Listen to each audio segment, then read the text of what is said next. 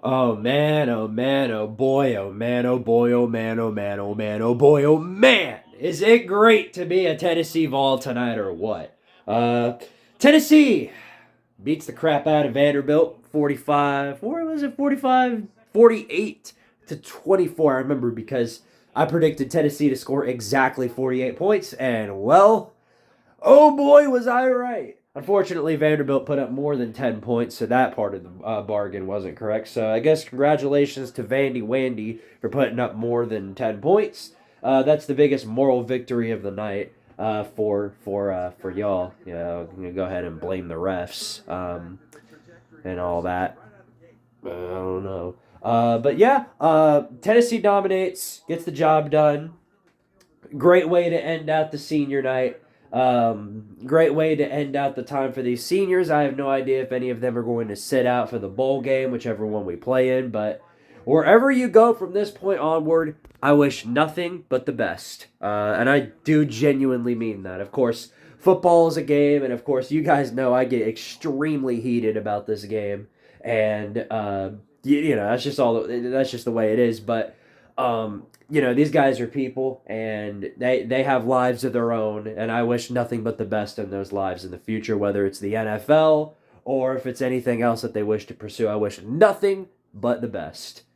Uh, and what a great way to end out the season, beating the crap out of our little brother program, Vandy Wandy. 2-10.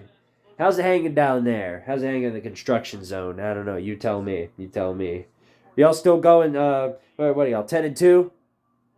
Okay. Anyway, what a week of college football. What a week. Of course, just so many good games. And I won't talk too much about them. You'll get to see my live coverage on the Bama Auburn ending. Absolutely wild ending. Basically a Hail Mary from the goal line. Basically, just the most wild ending I've ever seen. And I'm sure Auburn fans are very, very upset with that. Clemson just knocked off South Carolina. Gamecocks not going bowling, but definitely a down year for Shane Beamer, and definitely a down year for Billy Napier too. Florida and South Carolina both not going bowling. Florida had Florida State right where they wanted them, and I predicted Florida State to go down this weekend. It looked like they were going to, but the stupid boneheaded decision to basically lower your head, and Florida second string quarterback who's not been playing a bad game, or Florida State's second string quarterback slides down, and as he's sliding down, two different guys lead with the crown of their helmet and hit him directly onwards, and they did concussion protocol and everything. Thankfully, he got back out there and he wasn't too hurt, but that pretty much solidified what a lot of people already knew, and that was that Florida was not coming back and winning the game, and well, they did just that. So definitely a down year for Florida, and Napier's. Of course, you think Josh Heupel had a rough time. Man, Florida, Billy Napier. They're gonna have to answer next year, otherwise it's he's going to have to see his way out the door. I don't really see him staying for too much longer if that's the way things are going to play out. And unfortunately for Billy Napier, you have the hardest schedule in all of college football next year. Your non-con is like Florida State, Miami, Central Florida, and then you've got your conference schedule, which is just absolutely ballistic with a bunch of teams that are way more talented than Florida. It's just... Whew, things better pan out in the right direction for the Gators. Otherwise, I don't know, could be another coaching search in the mist. Yikes. Man, oh man, oh man. A lot of big games going on still. Kansas State and Iowa State still tied up. Just a lot of great college football action. A lot of great college football to end out what's been a pretty fun and entertaining season. So... Oh, by the way, of course, Nico played today, and that was always fun to watch. But I am going to say I'm extremely pissed off about some of the decision making behind that, because I'm not Nico getting playtime. No, Nico finally gets in late. What was it? The fourth quarter. They finally let Nico get some playtime. All they do is the exact same things that they've been doing with Joe Milton, which is halfback screens, dump off screens 5 yards behind the line of scrimmage, runs up the middle. They don't even let Nico go out there and play.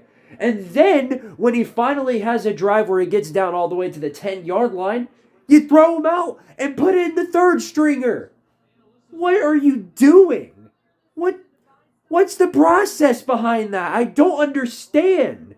You have to, yeah, you have to explain that one to me, Josh. I don't get that. Don't get it at all.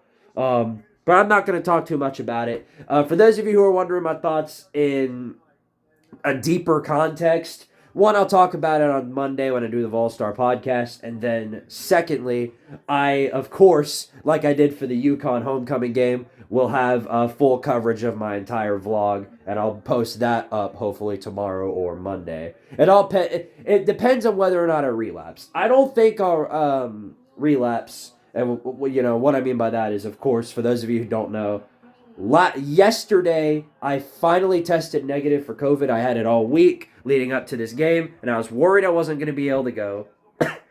And yesterday, I tested one last time last night, and I was tested negative. It was great, phenomenal, but I'm hoping that tomorrow I do not relapse. I didn't yell too much today. I didn't want to test that because, if I did yell too much, in which case, I'd feel way more sick tomorrow than I otherwise would. So I'm hoping that doesn't pan out in a bad way.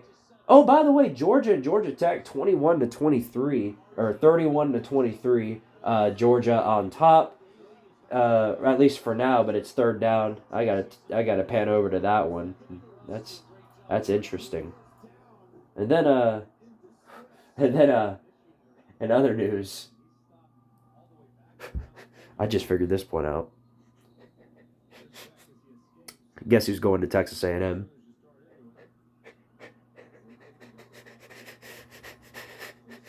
They just got rid of Jimbo Fisher. You know who's going to A&M?